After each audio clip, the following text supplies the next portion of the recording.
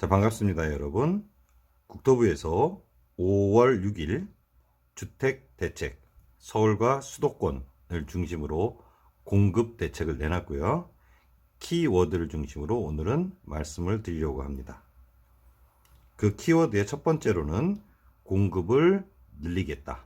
두 번째로는 공공의 형태를 가져가겠다. 세 번째로는 아주 핵심적인 형태였었던 서울의 용산에 대한 이야기입니다. 첫 번째로 공급 확대입니다. 공급 확대는 기존의 30만 호를 공급한다는 것에서 서울시만 추가하는 게 예전엔 4만 호였는데 7만 5천 호를 더 추가로 공급한다 그랬습니다. 이것은 그런데 공공 재개발, 다시 주택 공급 활성화, 주활이라는 용어를 쓰기도 합니다. 어떻게 하겠느냐? 좀 어려운 말이긴 하지만요. 준주거지역, 준공업지역 등으로 용도를 변경해서 하여튼 정책적으로 그렇게 해서 현재 재개발에 있는 500개 조합 중에서 100개 정도를 일정한 조건 하에 확대를 시켜서 속도를 내겠다라는 얘기입니다. 얘기 자체는 10년 정도 걸리던 걸 5년으로 일정한 조건이 충족이 되면은 허가를 하겠다는 건데요. 어떤 형태일까요? 두 번째로는 그 방식이 공공 재개발, 역시 공공이 들어갑니다. 즉 간단하게 설명을 하면 전체적으로 앞에서 말씀드렸었던 500개 조합 중 100개 정도에 대해서는 자, 전체 물량을 이렇게 본다 그러면 조합원, 그러니까 원래 가지고 있던 사람들의 물량을 제외하고 나머지에 대해서 공적 임대를 50%를 충족을 하게 되면 허가 조건을 완화 또는 속도를 내게 해서 추진하겠다라는 이야기인데요. 전체 조합원 물량을 제외한 전체 물량 중에서 분양 물량 50%, 공적임대 50% 이렇게 되겠죠. 그런데 이거에 대한 평가를 해보자면 우리 전문가한테 물어본 결과인데 실현 가능성은 조금 좀 어둡지 않느냐? 왜 그러냐면 현재도 공공 임대주택을 현재도 17% 정도를 의무적으로 만들어야 되는데 지금도 사업성이 안 나와서 진행이 안 되고 있다라는 얘기죠. 그래서 실현 가능성은 조금 좀 어렵지 않겠느냐.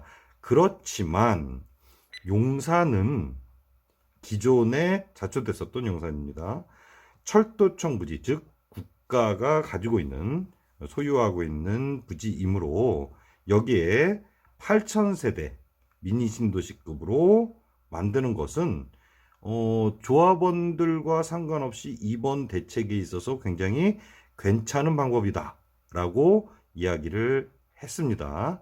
그런데 이것도 건설사 수익 부분을 좀 한번 봐야 되지 않겠느냐. 건설사가 정말 임대주택을 8,000세대 중에서 반을 만들고도 건설사의 수익이 충분한가를 검토를 해야지 되기 때문에 이것은 용산 자체로는 굿.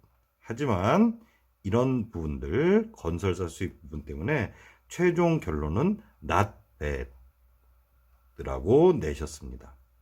자, 기타로서는 3기 신도시 계속 탄력성 있게 추진하겠다라는 게 현 정부의 공약이었고요. 그래서 청약에 대한 얘기를 하고 있는데 이거는 싸면 항상 청약은 오케이다. 분양가 상한제를 현재 도입을 하고 있기 때문에 특히 싸게 나타날 수밖에 없는 것은 청약제도이다.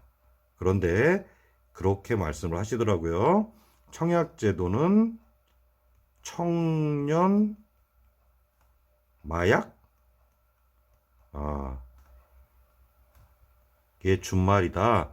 즉, 잘 안 돼서 희망고문 비슷한 거다. 하지만 되면 좋다. 그러니까 싸기 때문에 이것도 오케이 라고 얘기를 했습니다. 자, 결론 한번 내볼게요.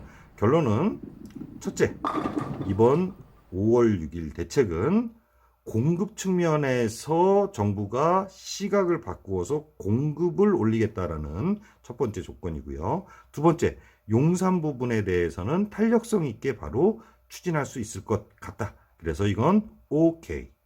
그러나 실현 가능성에 대해서는 좀 의문이다라는 게 전문가의 의견이었고요. 그러므로 현재는 좋은 정책이기는 하지만 조금 관망하고 고민 중이다라고 이야기하셨습니다. 여기서 오늘 5월 6일에 대한 얘기, 세 가지 핵심 키워드, 공급 확대, 공공이라는 용어의 개입, 그 다음에 용산 지역, 이렇게 해서 말씀을 마치도록 하겠습니다. 기존 것은 다른 것을 한번 보시면 여러 유튜브가 있어서 전반적인 것을 보시는 것은 그런 것을 참조하시면 되겠고요. 이 정도의 형태가 5월 6일 주택이고 라고 생각하시고 보고 계시면 될 것 같습니다.